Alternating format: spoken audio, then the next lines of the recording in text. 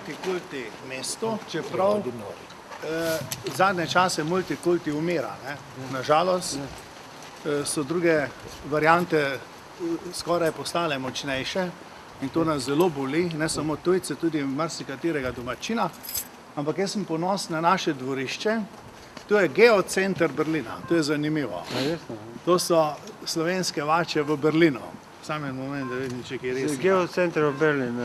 And he's very proud that actually these multicultural things are slowly dying, and this is one of the actually most active multicultural punkt. No, jaz imam 6 župnij, v Berlinu 3, oziroma 4, eno v Hamburgu, eno v Hannoveru in to je moj biro. No, pogledajte, jaz sem ponosen na to dvorišče in tudi na Nemce, da so na Nemci dovolili, da smo lahko Slovenci tule naredili svojo domovino. Jaz sem smel tule postaviti slovensko lipo in tam je nemški lipjek, lipovec po slovensko, ne? Moški, to je ženska. In jaz se hecam, da sem oba poročil in odkar sem tata dva poročil, tukaj ni problemov. In so tudi Slovenci, Nemci, pri nas v naši slovenski župniji je veliko ljudi iz nekdanje Jugoslavije, tudi pravoslavnih, ne samo katoliških, tudi muslimanov. In mi zelo lepo skupaj živimo, brez vsakašnih problemov. Tudi zakoni niso bili v krizi med vojno in tako naprej, se je vse lepo naglihalo. No in tole je ena taka simbolika. Potem, lani mi je en iz Splita, je bil tu en Hrvat, je rekel, jaz ti bom pa figo poklonil. In mi je prinesel, pogledajte, mi je posadil, čudovito uspeva. In gremo naprej, letos.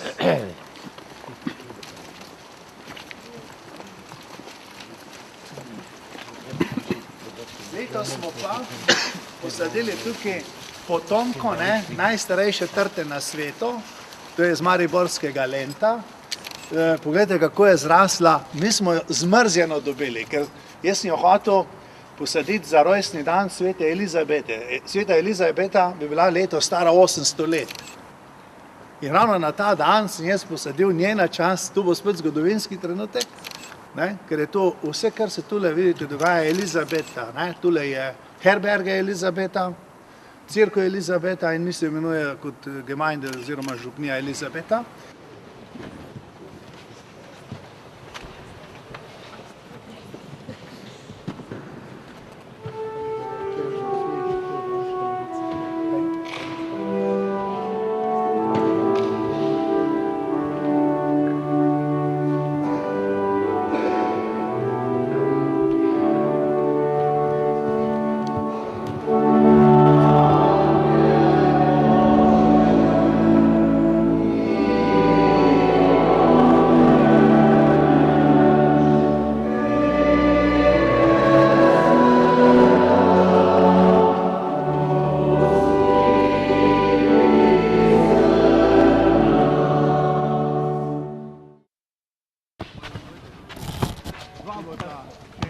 A je lažje delovati tako v takem velikem mestu, kjer je pač zelo veliko kultur, zelo veliko veroizpovedi, tudi je bolj vse svobodno, ali je lažje delovati tako nekje v majhni Sloveniji, v kakšnem majhnem mestecu, kjer je večinoma so tako pač ljudje si zelo podobni? Recimo za mene je tukaj zelo lepo. Moje delo je zelo lepo, ker imam zelo dobre sodelavce, vsi ste lahko danes videli, vsi ti so tukaj z mano in ti niso samo na igrišču, so tudi sicer.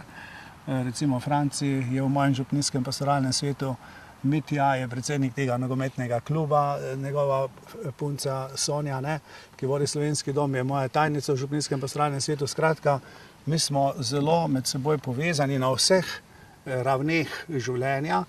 In zato mogoče drugače dojemamo kot tisti, ki so samo ozko profilirani. Pri nas ne more skoraj nič presenetiti. Mi se lotimo vsakega projekta in to je velik izziv in jaz mislim, da to doma ne moreš delati. In doma je vendarle konfrontacija še drugih, recimo v kraju, jaz sem tudi to doma poskusil, tudi tam sem bil na tem področju zelo aktiven, ampak nikoli kot duhovnik, ampak vedno kot član ene organizacije ali gasilcev, ali folklorne družbe, ali pevskega zbora in tako naprej. Tako da tukaj je razlika.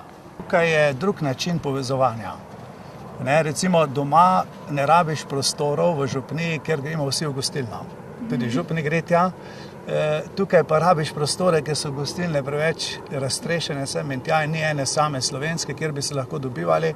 In zato je zelo dobro in pomembno, da imamo svoje prostore in tudi tako velike prostore, da lahko potem po maši še ostanemo skupaj in se tudi lotevamo drugih problemov, ne samo evharističnih.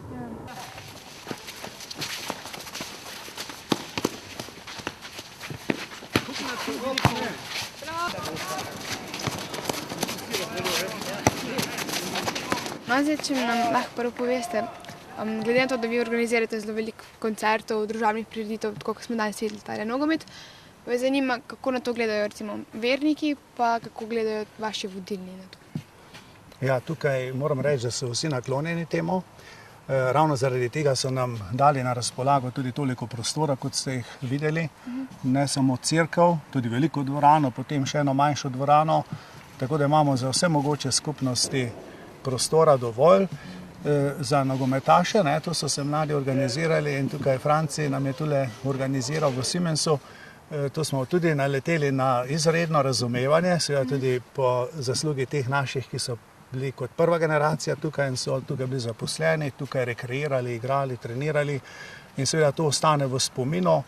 In Nemci znajo ceniti, če vidijo, da je nekdo, ki je prišel k njim integrativen, da ga zanima njihova kultura, tudi njihove dejavnosti in mi se vse to spretno vključujemo in seveda preko tega prinašamo tudi svoje.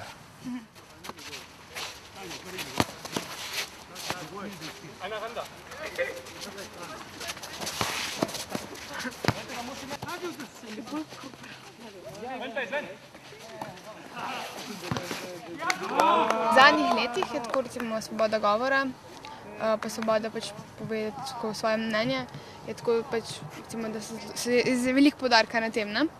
Me zanima, a je zdaj recimo več različnih stališč v cerkvi, se več govori o tem, je tako bolj liberalno kot prej?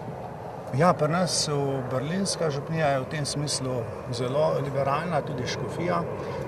Svoboda govora je prav gotovo v ospredju, potem tudi človekove pravice.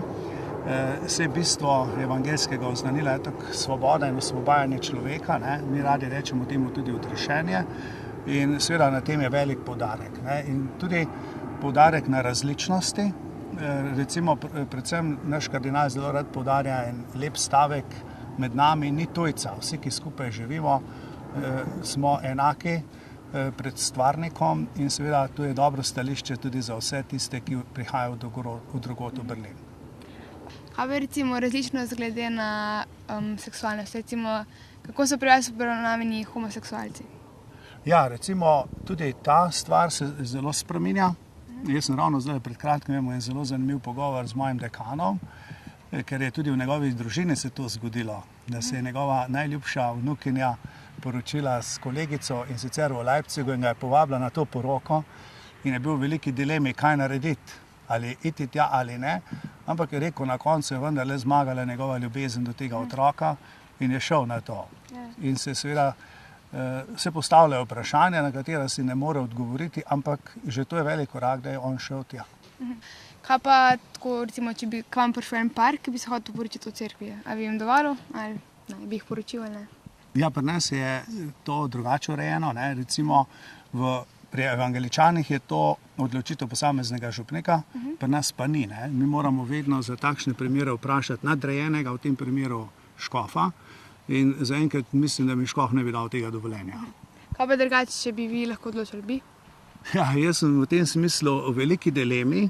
Moram reči, da zadnje čase se dosti ukvarjam s temi vprašanji, ker imam tudi v naših vrstah veliko teh ljudi, recimo tudi v cerkvenih službah, so bralci, mi rečemo temu lektori in tako naprej, in zdaj ga ne moreš zaradi tega nagnati.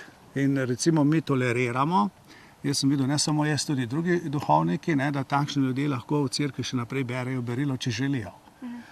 In jaz mislim, da je to že en korak naprej, da jih tudi občestvo ne obsoja. Recimo drugačno stališče tukaj sem prepričan pri Slovencih. Slovenci so v tem smislu še bolj konzervativni, kar je razumljivo, ker v Sloveniji je vendarle pretežno katoliški svet bil v preteklosti doma in zelo malo prepiha. V zadnjem času je tudi pri nas tega dovolj. Ampak recimo tako, da iz tega stališča Slovenci tukaj težko presojati. Moram pa reči, da so pa Slovenci kljub konzervativnosti, pozitivni konzervativnosti zelo odprti do teh vprašanj. Kakšna je to pozitivna konzervativnost? To se pravi, da konzervativnost ni vedno nekaj slabega. Če konzervativnost je predvsem latinski izraz, ki pomeni ohraniti tisto, kar je dobro. In to je pozitivna konzervativnost, če ohranjamo tisto, kar je dobro. Seveda, konzervatizem je pa nekaj drugega. To je pa tisto, da ohranjamo tisto, kar ločuje, kar pospešuje krivice in različnost in tako naprej. To pa mislim, da ne paše v cerkev.